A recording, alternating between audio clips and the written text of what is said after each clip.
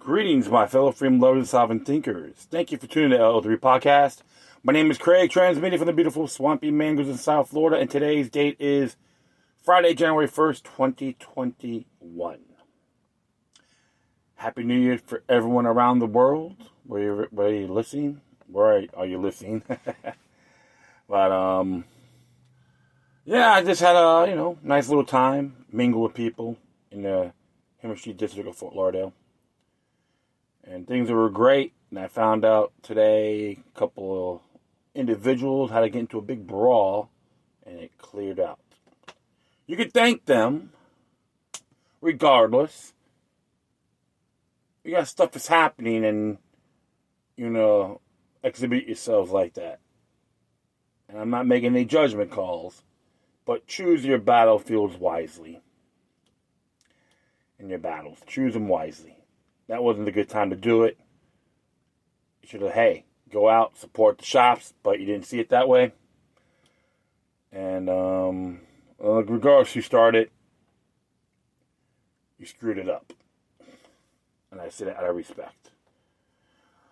All right, well, thereafter I'm just, mellowed out. To see some neighbors, see some of my people in the neighborhood, see how they're doing, wish them Happy New Year and all that.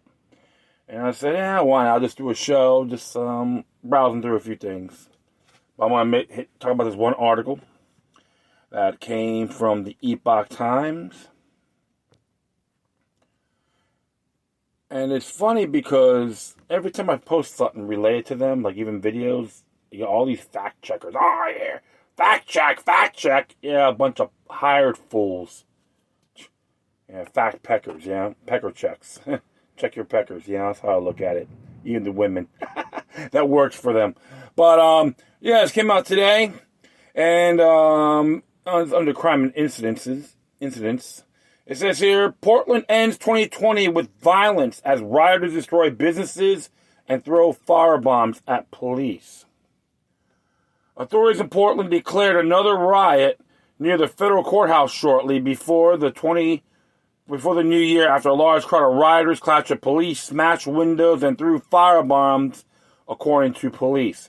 The riot was declared at about 11 p.m. after a crowd of between 80 to 100 protesters gathered early in the night in this area of Southwest Avenue and Southwest Main Street, with some in the crowd engaging in violence, according to the Portland Police Bureau. PPB. There's a statement on there. At least 2 Molotov cocktail-style firebombs and large fireworks were hurled and launched at Riot Police, the Mark O. Hatfield Federal Courthouse, and the Multnomah County Justice Center. Police and video footage confirms. Some rioters also attempted to break into the Justice Center but failed to do so.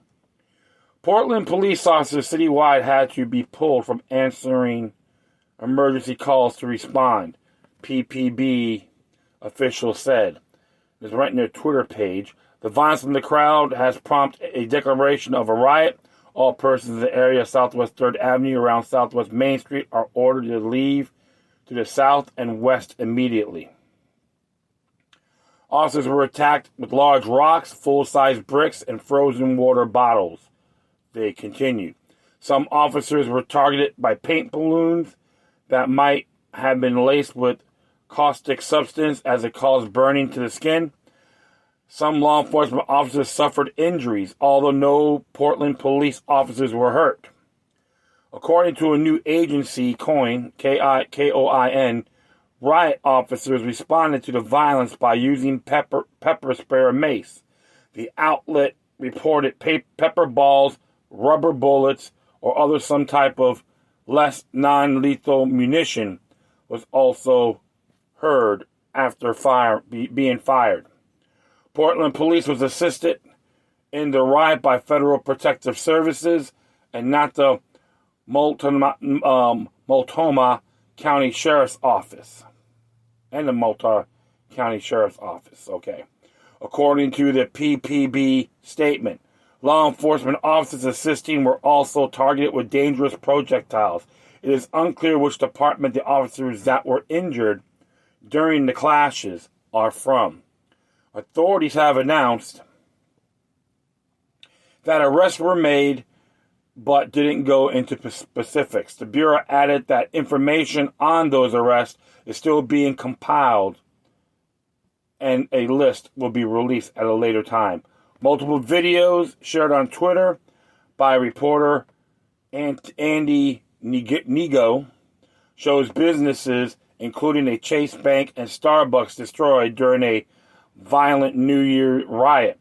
A crosswalk sign near the Just Center was also set on fire in just one of a number of fires spotted in the area.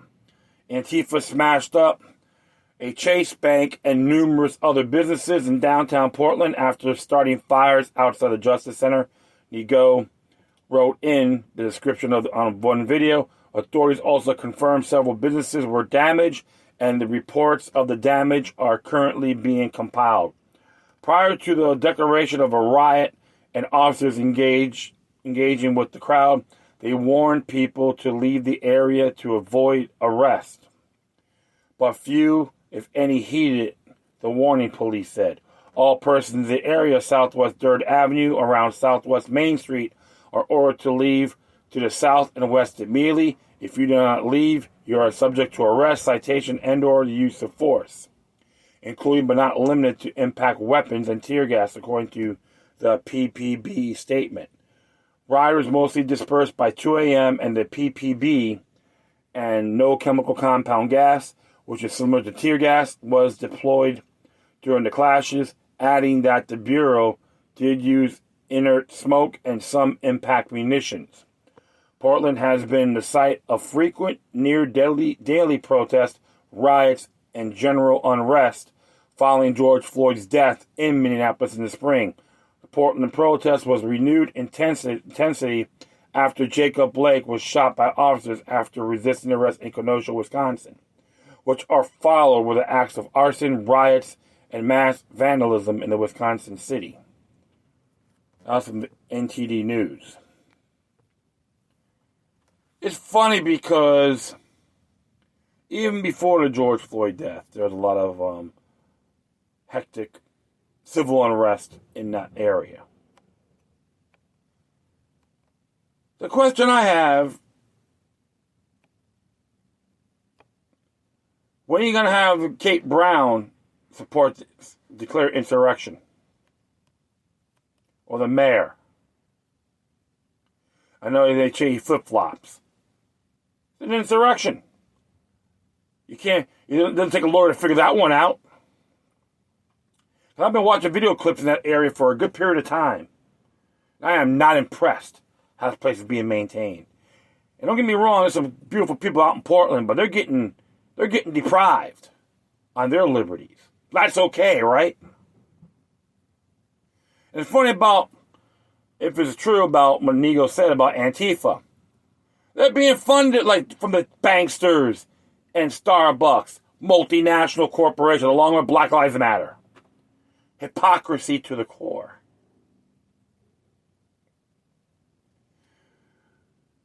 The bottom line is this, I'll say it before. The ones putting the fist out in the air is equivalent to the Caesar salute, which the Nazis used. Same thing. Two separate wings from the same buzzard.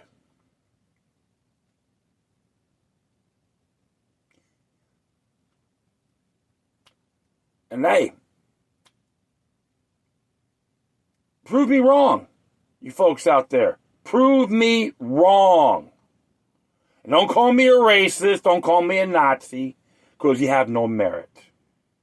Or any other of those half-assed derogatory names because with your Orwellian sap attributes.